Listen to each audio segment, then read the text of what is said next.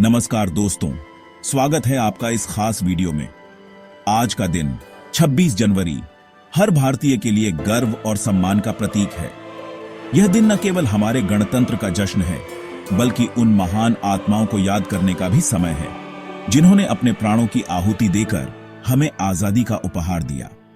आज हम उन महान स्वतंत्रता सेनानियों के विचारों और उनके योगदान पर बात करेंगे, जिनकी कुर्बानियों ने हमारे देश की नींव रखी। तो चलिए शुरुआत करते हैं। सबसे पहले बात करते हैं राष्ट्रपिता महात्मा गांधी की।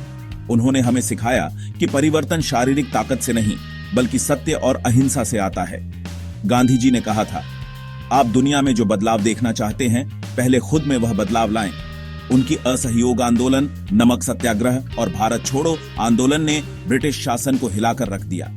उनका यह विश्वास था कि बिना खून खराबे के भी स्वतंत्रता पाई जा सकती है। क्या हम आज उनकी अहिंसा के विचारों को अपने जीवन में अपना सकते हैं?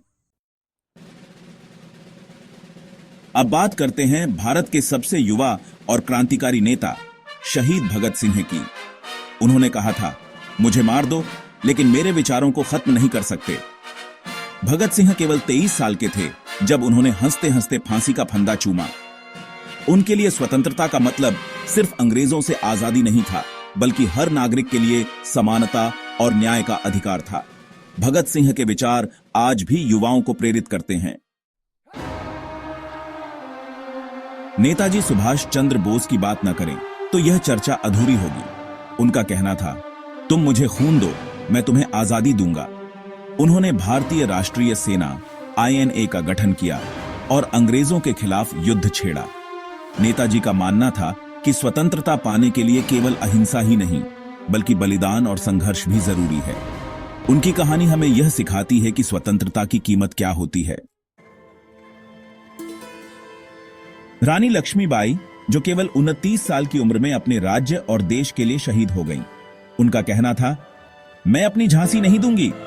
1857 की क्रांति की वह मुख्य नायिका थीं, जिन्होंने यह साबित कर दिया कि नारी शक्ति अडिग और अद्वितीय है।